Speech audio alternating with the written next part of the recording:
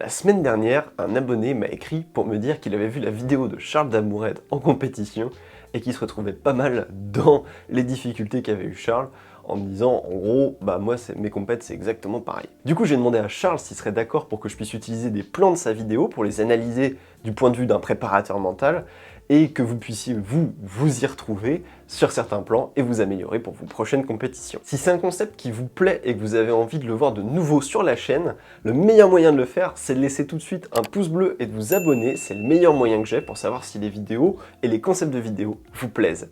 Je m'appelle Paul, je suis préparateur mental et bienvenue sur Tribu Golf.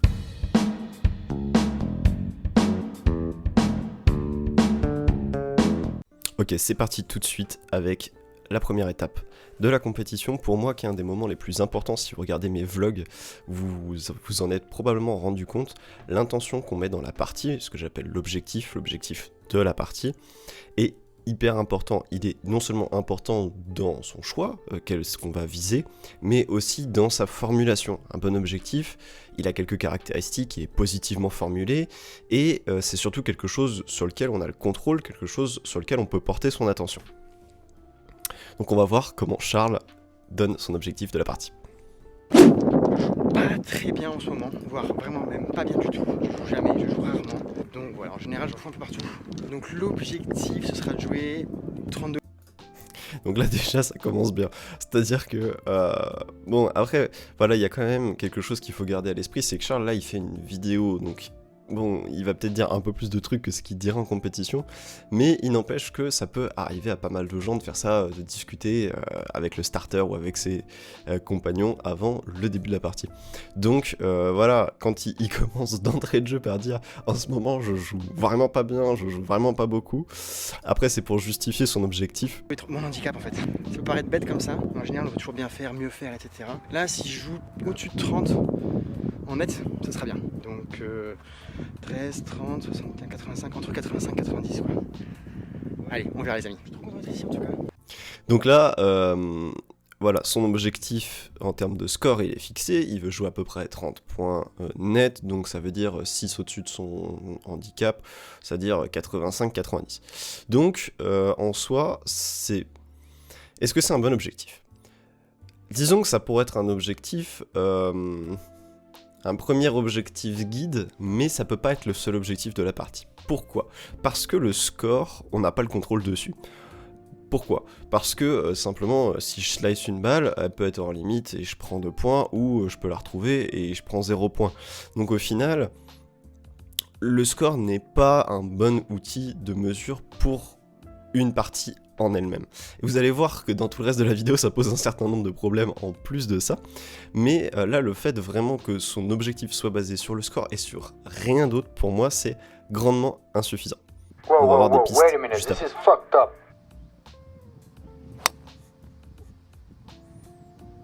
Je vais un peu vite, C'est classique avec moi les débuts de compétition. Je suis toujours surexcité. Je peux monter, hop, comme un ressort, j'attends pas de... Je vais essayer d'être plus souple, plus relax. Mais au moins elle est droite et en piste, j'ai rien perdu en fait, c'est ça qui est bien. Voilà, donc là déjà, bonne réaction de Charles. Il y a deux choses qui sont vachement bien dans ce premier petit clip. C'est que bah déjà il s'est rendu compte de son erreur, que bah voilà, début de compétition, on est un peu tendu, voilà. Ça c'est quelque chose aussi qui est important pour vous de savoir, quelles sont vos réactions de début de compétition. Est-ce que vous avez tendance à vouloir trop en faire, à pas assez en faire, voilà. Donc connaître ces réactions typiques de début de compétition, c'est important. Mais aussi, là, tout de suite, il dit, bon bah, c'est pas grave, elle est droite, elle est en piste, c'est bien. Donc déjà, rien que ça, c'est en soi une bonne réaction de Charles, donc c'est plutôt bien parti. Bon, je suis super content, je me suis mis à moins d'un mètre, donc il y a moyen de péter pour birdie. 1, 2, 3, fuck it. Donc voilà, là, ça commence bien, petit birdie d'entrée de jeu pour Charles. Moi, je trouve ça top. Bon départ, après il faut une petite discussion sur est-ce que birdie au départ égale mauvaise partie. Bon, ça je vous laisserai faire le débat en commentaire. Est-ce que birdie en 1 partie de chien, bon voilà, est-ce que vous validez le dicton ou pas? Dites-moi en commentaire. Ouais. Les dunes, les bunkers et tout, vas-y, fais ça sur le fer 4 quoi. Je suis content. Là, ce petit clip, je vous l'ai mis, je vous ai pas mis le shot d'avant, mais en fait, voilà, c'est un par 3, le 2, c'est un par 3 qui est vraiment difficile, il met un bon coup de fer 4, tout de suite, il dit, voilà, j'ai mis un bon coup de fer 4, je suis content, et il a le sourire, donc ça, pareil, super bonne réaction.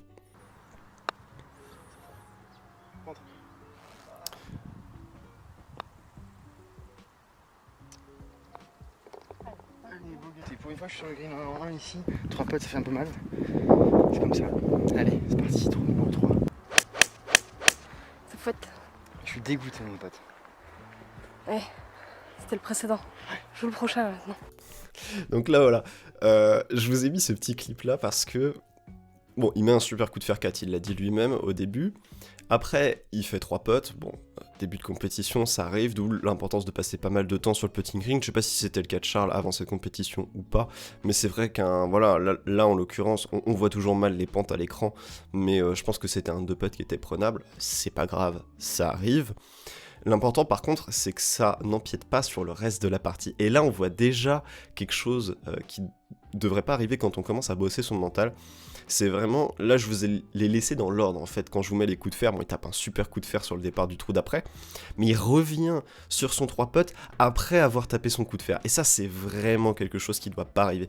Je comprends que ce soit frustrant, voilà, de prendre un 3 putts alors qu'il a touché un green qui est vraiment difficile avec un coup magnifique, sauf que le fait de revenir sur une erreur après l'avoir faite, et même après avoir joué un coup, c'est hyper pénalisant si vous voulez, c'est comme s'il y avait quelque chose qui vous retenait en arrière, de créer votre dynamique. Le but c'est de créer de la dynamique, plus vous jouez bien, plus vous devez pouvoir faire en sorte que ça glisse jusqu'à ce que ça devienne naturel. Là, bah en fait il casse lui-même sa propre dynamique, et d'ailleurs sa copine qui le suit a tout de suite la bonne réaction. Elle lui dit bon bah voilà, c'était le coup d'avant, et franchement si elle est pas coach mental, du moins je crois pas, mais très clairement bonne réaction de sa part. Mais typiquement là par exemple, là, en mode coach mental, j'ai pas. Je me dis putain, si je loupe un pote à 6 mètres là-bas, qu'est-ce que ça va être là à 13 mètres quoi, tu vois. Mais ça tombe, je vais me Et voilà, mettre, et comme ce que je vous disais, non seulement il a bloqué au début du trou sur ce 3 putts du trou précédent, mais là en plus au milieu du trou, on voit qu'il est encore en train d'y penser, de se dire ah bah j'étais prêt sur le trou d'avant, j'ai fait 3 putts, là qu'est-ce que ça va être. Donc voilà, typiquement, pourquoi il faut réussir à couper complètement le lien, et coup raté ou pas coup raté, dans tous les cas, la seule chose qui existe, c'est le coup suivant. Le coup déjà joué, il est joué, on est au golf, on n'efface pas ses coups, même peu importe à quel point on va les ressasser.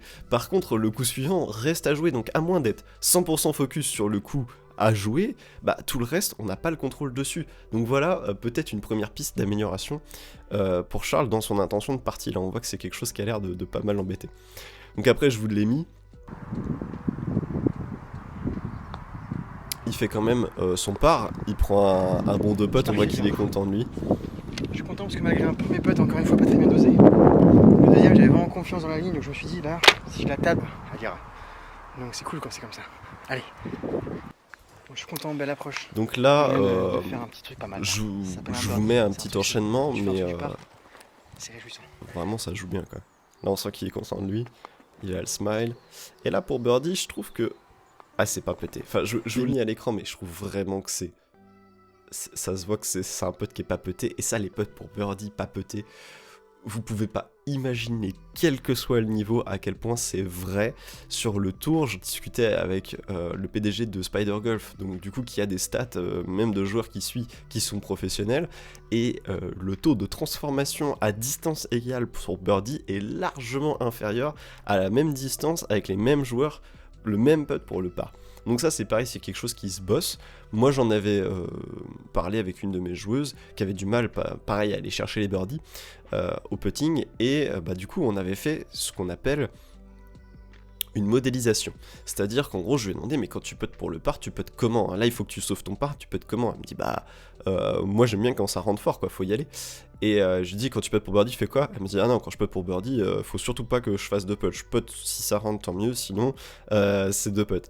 Et vous voyez déjà rien que dans l'approche, du coup c'est complètement différent. Et là ça m'étonnerait pas que Charles soit un petit peu tombé dans cet esprit-là, et peut-être pourquoi pas lié aux 3 putts d'avant. Alors là, je sais pas, je suis pas dans sa tête, mais voyez l'importance d'avoir une intention claire, c'est-à-dire de attaquer les. Peut-être que ça peut être d'attaquer les putts, même pour birdie, voire encore plus pour birdie, etc. Donc voilà, ça fait des pistes de réflexion. Bon, par, j'ai pas envie de dire dommage parce que c'est un par, donc c'est cool. Mais j'ai ralenti, non, j'ai pas osé. C'était un petit peu temps monté. Mais je l'ai tapé trop tranquille et elle s'est arrêtée 10 cm avant. C'est pas grave. Pour l'instant, ça se passe plutôt bien. Donc je vais pas trop me prendre la tête et je vais voir si ça continue comme ça. Ah là, je vous l'ai mise la petite phrase parce que ça, c'est des petites phrases qui ont l'air de rien, mais qui laissent transparaître un état d'esprit. Je vais voir si ça continue comme ça. Sous-entendu, de base, je suis pas censé bien jouer, donc tant que je joue bien, bah, je vais voir si ça continue comme ça par miracle, mais à un moment donné, sous-entendu, ça va se péter la gueule, que ce soit cette partie ou la prochaine, je vais me remettre à jouer comme une merde. Et voyez comme ça a l'air de rien, mais c'est toute une philosophie où, en fait, c'est complètement inconscient, mais ça prouve qu'il n'est pas confiant dans sa capacité à bien jouer au golf et que, sous-entendu, il y a un moment donné où ça va plus être comme ça. Donc faites attention à ce genre de petites phrases, essayez de les détecter chez vous et si c'est le cas, bah, essayez de voir quel est votre état d'esprit à ce moment-là, qu'est-ce qu'on peut changer pour éviter ce genre de petits trucs. Là, je suis green, je me laisse de putt par continue. Et par stack aussi. Donc voilà, là avant d'attaquer la deuxième partie de la vidéo, vraiment, bah, qu'est-ce qu'on peut dire? Il est à 0. C'est-à-dire que là, après 6 trous, il a fait un birdie, un bogey, que des parts, dont un qui aurait pu être un birdie. Et bah du coup, voilà, là il est largement au-dessus de ses espérances. Et je pense qu'après 6 trous, bah il a dû commencer à s'en rendre compte. Des fois 2 trous c'est un petit peu tôt, mais 6 trous, être à 0, ça commence voilà à dessiner une belle tendance. Je pense qu'il en était conscient, et vu que son seul objectif de la partie, rappelez-vous, c'est le score, bah en fait la seule chose qui l'importe lui c'est son score. Donc bah, on va voir ce que ça donne dans la deuxième partie de la vidéo. Il y a 135 vent de face, je sais jamais quoi jouer, c'est trop chiant. Voilà, donc là je vous l'ai mis en gros, je sais jamais quoi jouer, c'est trop chiant. Donc là, il y a deux choses. Quand tu sais jamais quoi jouer, bon bien sûr on a tous des distances sur lesquelles on n'est pas confiant, mais ça c'est l'intérêt, et je le répète, et c'est dans le kit de démarrage du golfeur mental, c'est dans mes emails, c'est dans mes vidéos, il faut absolument avoir un plan de jeu. Le plan de jeu peut prendre en compte le vent il peut être de face, il peut être latéral, il peut être de dos, c'est pas grave, c'est-à-dire que vous pouvez avoir un club qui est sans vent, c'est tel club, vent dans le nez c'est tel club, vent dans le dos c'est tel club, bon bah voilà, et en fonction du vent vous dites bah là c'est plus 1, voilà, mais là, en l'occurrence, c'est pas possible d'arriver en compétition, surtout que c'est un parcours qu'il a l'air de connaître, voilà, c'est un parcours, je sais que Charles, il l'a joué plusieurs fois, même en vidéo, et d'arriver sur un départ et dire, bah là, je sais jamais quoi jouer, c'est impossible de jouer en confiance dans ces conditions-là. Et le carnet de parcours, il est là pour ça, il est là pour se rassurer au moment où, justement, on est dans sa partie, on se dit, putain, qu'est-ce qu'il faut que je joue là? On ouvre juste son carnet, on se dit, bon bah voilà, c'est ce club-là que j'avais noté, et au pire, si c'est pas le bon club, bah je vais juste noter dans mon carnet, c'était pas le bon club, mais la personne qui a pris la décision du choix de club et celle qui doit le jouer sont pas la même, entre gros guillemets, ce qui aide à se décharger un peu de cette pression de bah, le choix de club. Et là, du coup, bah, je vous laisse, voir le shot, mais bon, t'as balle qui part très à droite, et voilà, il le dit lui-même, je le sentais pas, c'est pas possible. C'est pareil, si vous avez suivi le kit de démarrage, vous savez votre routine 3 points, vous savez que c'est pas possible de jouer un coup sans le sentir. Si vous sentez pas le shot, vous jouez pas le shot, vous changez de club, potentiellement, vous essayez de faire des swings d'essai avec un autre club, voir si vous le sentez mieux, et si dans tous les cas vous le sentez pas, et ben vous trouvez un truc hybride ou quoi que ce soit, mais c'est pas possible de jouer un shot sans y croire à 100%, c'est pas la peine. Ouais, je sais pas si vous le voyez, ça va être très compliqué parce qu'en fait le green là il est tout en dévers. Voilà, je vous l'ai mis sur en gros, ça va être très compliqué. Bon là, on a un enchaînement de shots qui est pas, bon, voilà, qui est pas terrible.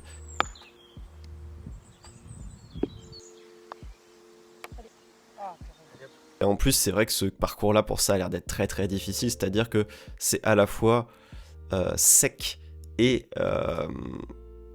c'est à la fois bah voilà, sec et en même temps vallonné, ce qui fait que quand il rate son premier chip, la balle roule et elle dégringole derrière le green, et quand il rate le chip d'après, bah sa balle elle s'arrête juste avant le green. Honnêtement, sur la plupart des parcours elle serait juste restée là, et là elle redescend, il a le même quoi jouer, ce qui est particulièrement frustrant, ce qui est particulièrement énervant. Mais du coup pour prendre le trou dans sa globalité, il part, il sait pas trop quel club jouer, il se retrouve avec un chip où il dit lui-même que c'est un chip qui est très compliqué. Voilà, si on fait le lien avec le trou d'avant où il dit je le sens pas, comment voulez-vous bien jouer un coup si vous le sentez pas? Donc là, bien évidemment qu'il y a aussi peut-être des soucis techniques ou quoi que ce soit, mais là en l'occurrence, c'est des coups, je suis sûr qu'il sait les faire. Si je le mets hors compétition, que je lui demande de le faire, il est capable de le faire. Peut-être même qu'il aurait pas fait le même choix de club, je crois qu'il va en parler juste après. Enfin voilà, là ça se voit qu'il y a de l'indécision et que cette indécision crée des coups, bon bah voilà, qui sont peut-être pas bien réussis. Honnêtement, quand dans ce genre de situation, c'est quelque chose que je mets dans la série Break 90, mais qui est aussi vrai dans Break 80 en fait, à un moment donné. Il y a certaines situations, il faut juste accepter qu'un bout de green, ce sera suffisant. Là, c'est un contact de balle qui est topé, donc bien sûr qu'il voulait juste un bout de green, mais est-ce qu'il n'y avait pas un autre moyen de faire ça?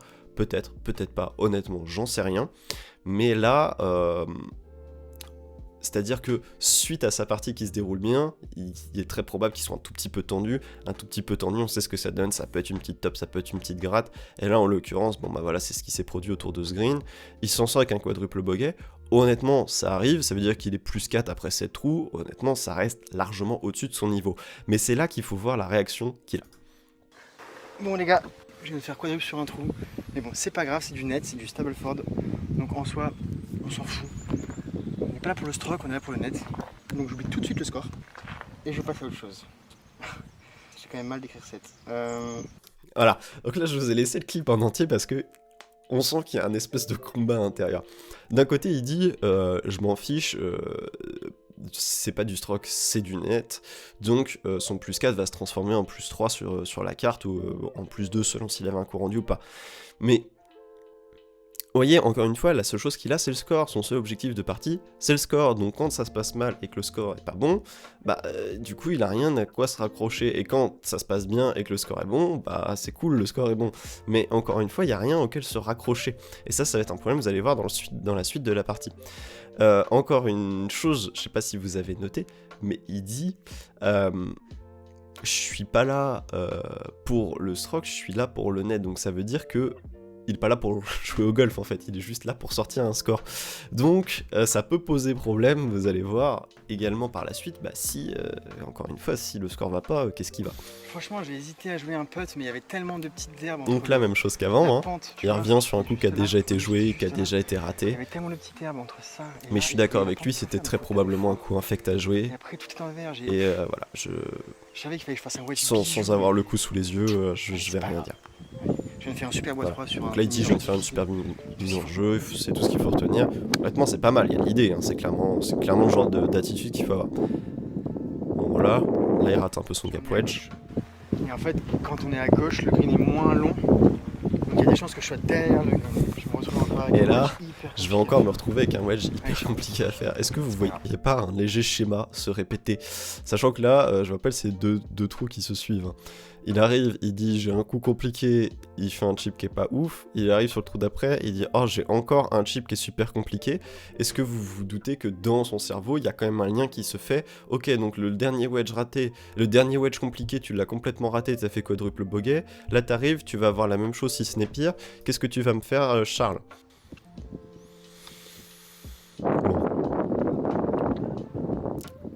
Et là, il lui arrive honnêtement le pire truc qui puisse arriver à un golfeur, hein, sa balle redescend, très honnêtement. Ça énerve, ça énerve. De lui-même, il a mis dans le montage. Et voilà, il lui dit lui-même, juste après le truc d'avant, je me retrouve dans le même cas de figure. vu d'en bas, ce que ça donne. Donc du coup, plutôt que d'aborder la situation en se disant tiens, j'ai le même coup à jouer qu'avant, qu'est-ce que je vais pouvoir faire cette fois? Plutôt, et lui, ça se voit vraiment qu'il est dans ah, j'ai eu le même coup, je l'ai raté, c'est vraiment pas de bol, et là je retourne dans la même situation, bah je refais exactement la même chose et c'est repas de bol. Je dis pas ça dans le sens victimisation, mais plutôt dans le sens, bah on sent qu'il n'y a pas tant une recherche de solutions, une recherche d'idées, peut-être qu'il fallait tenter un truc complètement différent, je sais pas, mais on sent que dans son approche il est un peu bloqué sur ses problèmes, il est centré sur les problèmes sans être centré sur les solutions potentielles. Et bah voilà, ça mentalement ça peut être un truc qui fait qu'on reste bloqué dans une boucle quoi. Ton numéro 11 très très long. Donc là il y a un autre trou, ils ont laissé le départ. C'est bizarre, je suis jamais parti ici. Donc ce qu'il dit j'ai jamais joué d'ici, et là C'est marrant. là il fait un double hook. Ah ouais. C'est-à-dire que voilà, son trou est fini, mais une croix. Pour comparaison, voilà, swing en rythme, en confiance, équilibré, vs swing pas en confiance, pas en rythme, pas équilibré. Ce que je veux vous dire avec ce plan-là, c'est ne pensez pas que votre mental ne peut pas influencer votre technique, quoi. C'est complètement faux, c'est une connerie. Voilà, je vais essayer de le dire poliment, mais vraiment, votre état mental va influencer votre technique, c'est obligatoire. Donc il faut que vous trouviez un état mental où techniquement vous êtes bon. Voilà, je viens de faire 2 hooks au départ du 11. Putain, je vais vous dire, c'est ouf la descente aux enfers. Mais franchement, pourtant, le départ du 8 était bijou et tout. Même le départ du 9, un bon power fail et tout. Mais là, j'avoue que je viens de mettre 2 balles hors limite à gauche, quoi. Voilà, vraiment, voilà, on voit dans la manière dont il s'exprime qu'il n'a pas de référence. Et c'est ça, pour moi, qui pose problème par rapport à ce que je disais dans le début de la vidéo, des objectifs, etc. C'est que là, il met 2 hooks, plutôt que de dire...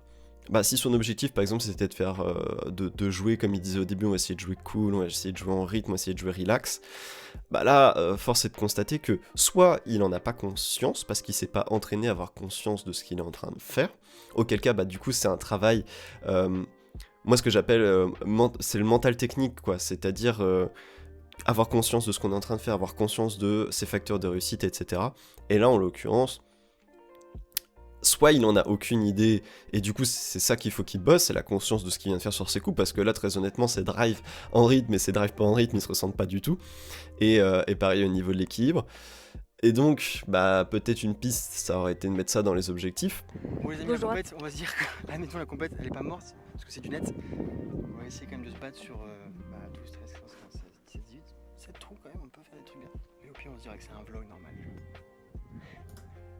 Donc voilà, là, il y a 2 trucs encore, on voit qu'il y a encore 2 choses qui se tiraillent. C'est-à-dire qu'il y a un côté de lui qui dit, bon la compète est foutue, j'ai fait n'importe quoi, j'ai eu un passage à vide, machin, et il y a un autre qui dit, ouais mais on peut quand même encore faire des trucs, on peut encore espérer, on peut encore peut-être se remettre dedans, etc., sortir un score. Mais voyez encore la limitation du score, c'est-à-dire que plutôt que d'avoir pour perspective pour la suite de la partie, de se dire, ok je vais pouvoir faire des belles choses, je vais peut-être pouvoir bien driver, surtout qu'en plus il le dit, j'ai bien drivé sur les trous d'avant. Là, il y a vraiment que le score, ce qui fait qu'en fait, il peut pas se sortir de la situation dans laquelle il s'est mis lui-même, où il vient d'avoir un passage à vide, son score est rendu au-delà de ses espérances, et du coup, quelque part, sa partie, effectivement, quand son objectif c'est que le score, est un peu fini. Donc, là, ce qu'il faut voir avec Charles, c'est quelles sont les clés sur lesquelles il pourrait se concentrer à ce moment-là pour... parce que là, effectivement, c'est presque un peu trop tard, c'est-à-dire qu'il aurait fallu re-rentrer dans la partie plus rapidement avec d'autres clés que celle-ci, et là on voit que voilà, il tourne en boucle, et quand je parle de spirale infernale, c'est un peu ça, c'est-à-dire qu'au début il rate, et il sait pas trop pourquoi il a raté, ou du moins il s'interroge pas trop, il a pas d'autres objectifs que le fait de faire un bon score, donc en fait il sait pas trop sur quoi se concentrer, du coup quand ça va moins bien, il a juste l'impression que comme je disais au début, jusqu'où ça a duré jusque là, et là c'est un peu fini, quoi. Alors que c'est pas vrai, il sait pas moins bien jouer au golf au 11e de ce trou qu'au premier de ce trou, c'est pas vrai. Alors bien sûr que son jeu est peut-être un petit peu irrégulier pour x ou y raison, il n'empêche qu'il n'y a pas de raison qu'il soit pas capable de faire ce qu'il a fait avant. Donc la suite de la compète, j'ai envie de dire depuis le 7, là, c'est un peu la cata. Là il dit c'est un peu la cata. Les 7, 8, 10, 11, là, et là voilà, ça ressasse les erreurs. Et ça dit ok c'est du golf. Sous-entendu, c'est normal qu'un coup je joue bien, un coup je joue n'importe comment, voilà. Bien sûr on sait que c'est un sport où on va très vite d'un extrême à l'autre, mais sous-entendu c'est le golf, j'y peux rien, je sais pas à quoi c'est dû, je sais pas comment faire. Ce qui est pas vrai. J'arrive pas à faire le calcul maintenant. Calculera en off. Et là ça compte. Il n'y a que l'objectif de score. Là il arrive dans un trou et dit il faut que je joue bien. Et voilà, son drive est pas parfait. Et les amis, là j'explique qu'en fait je suis un petit peu au fond du gouffre, quoi. J'ai du mal à revenir. J'essaie de me convaincre, de me motiver, de jouer tranquille, en rythme, mais il n'y a pas. Ça sort pas, je ne comprends pas. Parce qu'à l'aller j'ai très bien joué, donc mystère. Voilà, comme il le dit lui-même, je sais pas, je comprends pas. Bah, du coup, c'est là où il y a un problème, parce que, en fait, quand t'as aucune piste, tu peux pas, justement, revenir dans une partie. C'est-à-dire que, je sais pas, je comprends pas, il faut forcément avoir des pistes. Il n'y a pas énormément de grands principes auxquels se rattacher, il y a que 3 principes, je les ai donnés dans mes emails, je les ai donnés dans le kit de démarrage. Voilà, abonnez-vous, suivez-moi pour ce genre de trucs. Honnêtement, être en rythme, être équilibré, être engagé dans la balle et jouer uniquement des coups voilà, qu'on a envie de jouer, il n'y a pas beaucoup plus que ça en fait. Là, il vient de dire, si je veux que ma fin de partie ait un quelconque intérêt par rapport à mon objectif, il faut que je joue super bien. Là, il rate un coup, et tout de suite, voilà, il le dit en off, il raconte qu'il est au fond du trou, mais c'est normal, il a pas creusé, il a pas mis d'échelle pour en sortir. On va se détendre un petit peu. Pour maintenant, il n'y a plus grand chose à faire, donc je vais juste jouer au golf, ça va être kiffant. Et le trou numéro 13, c'est... Là, il met quand même un super beau shot. Hein. Voilà, là on sent qu'il est le relâché, on sent qu'il est tranquille, il a un peu la même... Montre-moi ça. Hein. Son sourire, sa manière de se tenir, c'est un peu comme au début Par quoi. contre, ce qui est bien, c'est que maintenant, arrivé là où j'en suis en fait, Et là il dit, hop, c'est bon, j'en ai plus rien à faire. Je peux plus rien faire. Je peux plus rien faire. Ça va être très compliqué. Ça va être très compliqué de... Mais, Attends. vous voyez, j'en ai plus rien à faire, C'est mais comme un sport. je sais plus à combien je suis, peut-être qu'en fait, en bidouillon, je peux quand même faire mes 30 ou mes 29. Parce qu'en plus, je me disais, je joue bien, mais j'y pensais sans y penser. Ok, ça c'est super important. Là, ce qu'il fait, c'est qu'il décrit comment il était quand il était super bien. C'est la base de la modélisation. Il faut avoir conscience de comment on est quand on joue bien. Et lui, il dit, bah je m'étais là, je me mettais pas la pression, je jouais comme ça avait l'air naturel. J'étais en rythme, j'étais bien, En je rythme, prenais pas la bien. tête. J'étais pas en J'étais mode... pas en mode je fais Ah, je super fais gaffe, je me mets la je presse. mets une presse de l'espace. Sous-entendu, J'étais il y a quand même un J'étais moment vraiment où bien. il a J'étais fait bien, super j'étais gaffe, il s'est zéro mis la truc. presse. Un seul bogey, enfin un birdie, enfin trop bien. Et depuis... je sais pas si c'est le mental ou si c'est autre chose, je sais pas. Mais depuis le 7, je suis pas revenu en fait. Du coup, est-ce que c'est le mental ou est-ce que c'est autre chose? En fait, c'est le mental et autre chose. C'est-à-dire que son état mental était probablement inadapté par rapport à peut-être son niveau de jeu de base. Hein. Charles rate des, comme il le dit lui-même, c'est un golfeur qui rate des balles, c'est normal, comme tous les golfeurs. Mais au moment où mentalement ça commence à chavirer, j'ai un petit peu pointé du doigt, c'est il sait pas quel club jouer, il est pas confiant sur le chip, le wedge à jouer, c'est un coup compliqué. Et paf, tout s'écroule, et du coup vu qu'il se tient à son score, bah au moment où son score un peu se pète la gueule, bah il a plus rien à quoi se raccrocher, et il y a un peu tout qui tombe. Donc du coup voilà, il y a le mental mais qui derrière a influencé sa technique, parce qu'on voit qu'après il drive plus pareil, il chip plus pareil, donc c'est tout, c'est-à-dire que le mental, votre tête elle reste branchée quand même à votre corps quand vous jouez au golf, donc à moins d'en s'entraîner dans cette capacité à se dissocier entre la partie qui réfléchit et la partie qui joue, bah en fait, si les deux sont super associés, son mental impacte sa technique, et bien évidemment qu'il joue moins bien techniquement, mais aussi parce que mentalement il est moins bien. Donc là je vous mets la fin de partie, voilà c'était le drive que je vous ai montré comme contre-exemple tout à l'heure. Bon, celui-là il finira peut-être pas au meilleur endroit, mais c'est quand même T'as mis combien de points? un super beau drive. J'ai mis un point en 14 avec mon double, parce que j'ai un point en vue. Dans 3. Là je viens de faire part, donc je mets 2 points, donc je fais 3 points sur le retour, j'ai 18 points l'année, je joue 21. Il me reste 3 trous, et c'est-à-dire que sur les 3 derniers trous, même si je fais par, donc 3, 6, 9 et 3, 12, je jouerai 30. C'est ouf, hein, parce que c'est quand même pas non plus, en termes de score net, dégueulasse, mais en termes de stroke, c'est une purge. Et vous voyez, là, il a déjà dit, ma partie est finie, c'est foutu, je lâche.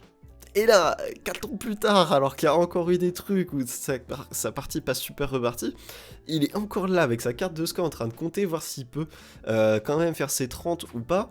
Et bah on va voir dans la suite si ça l'aide. Et je vais aller chercher là un encore petit il par dit, voilà, je vais finir en beauté sur 4 parts, objectif de fin de partie. Allez, Mais encore une fois, c'est un objectif de score. Qu'est-ce qu'on contrôle dans je vais essayer de faire 4 parts? Bah, je vais essayer de bien jouer au golf et enfin voilà, si je joue suffisamment bien au golf, je vais faire 4 parts. Mais si j'arrive et je dis hop, je vais essayer de faire un par, qu'est-ce que ça veut dire? En fait, moi, ça m'embête de pas jouer un club. Là, ce qu'il dit par rapport au choix de club, c'est intéressant quand même parce que ça revient un peu sur ce qu'on disait au début. Il a pas envie de pas jouer un club. Alors, faudrait lui demander ce que ça veut dire exactement. mais ce que je suppose, c'est qu'il avait envie de mettre son bois, que c'était peut-être pas le club le plus sécure, mais qu'il l'a quand même mis parce que voilà, ça lui faisait envie, ça lui faisait plaisir. Mais why not? Why not en fait? L'idée c'est juste qu'il y ait un plan de jeu. Encore une fois, on en revient là. Mais si j'écris sur mon truc, je le prends pour moi, je mets un bois 5 parce que ça me fait plaisir, parce que j'ai envie de tenter, je sais pas, le birdie ou quoi, ou même juste parce que je préfère avoir un faire plus court sur ce trou-là, hop, c'est bon, bois 5, on y va. Soit on a mis sur le plan de jeu, non, ici c'est stupide de prendre le bois 5, tu l'as fait, je sais pas, un jour où t'es allé jouer, t'as joué avec 2 balles, et t'as bien vu que bois 5 c'était moins bien que faire 5, bon bah dans ce cas tu joues pas ton bois 5, et la décision elle est prise, c'est pas dans la compète où là on voit que voilà mentalement c'est la bataille, physiquement c'est la bataille, c'est pas à ce moment là qu'on est le plus à même de prendre des bonnes décisions et des bonnes décisions stratégiques. Donc là bah voilà Charles, le plan de jeu. Pour espérer marquer un point. Donc là voilà, Si il arrive, bon après c'est double, 3-4 trous, il arrive sur le 27, dernier, c'est dommage il est parce que, encore avec sa franchement, carte en train de enlever- compter, de dire oh bah c'est bon, là si je fais bogey je serai 27. Et on va voir ce qui se passe. Et voilà, et là donc du coup Scornet plus un 6, donc ça veut dire qu'il a quand même fait un double, donc ça veut dire que même en disant allez, juste sur celui-là, je prends mon bogey, ça fera 27, même ça l'a pas drivé, donc pour moi, je sais qu'il y en a qui seront pas d'accord avec ça, mais en fait ce qu'il faut que vous compreniez, c'est qu'on n'a pas tous les mêmes motivations, on n'a pas tous les mêmes trucs qui nous font nous transcender, et là où très clairement un lefty, si il est pas dans son meilleur score, et s'il a pas fait ses birdies de la journée, il va avoir qu'une envie, ça va le motiver, ça va le driver, ça va le faire mieux jouer, de mettre tout pour faire des birdies. Charles, ça a l'air de le plomber, c'est pas un joueur qui marche avec ce type de motivation, il faut qu'il marche avec autre chose, et d'ailleurs il l'a dit lui-même, là où il jouait bien c'est quand il était naturel, qu'il se prenait pas la tête, à mon avis il pensait même pas au score, il pensait juste à jouer, à voir ce que ça donne aujourd'hui, tu vois, je joue pas beaucoup, voilà, et lui, pour lui ça marche pas, à chaque fois qu'il se dit là il faut que je joue bien, il dit là il faut que je joue bien, paf il faut que je fasse un hook, il dit là il faut que je termine tranquille ma partie, il termine pas tranquille sa partie, il dit là il faut juste que je fasse un bogey, il fait un double bogey, donc ça a vraiment pas l'air de marcher pour lui ce type de raisonnement, ce type de motivation, donc je pense qu'il y a vraiment quelque chose à trouver dans le dialogue interne où faut que ce soit autre chose.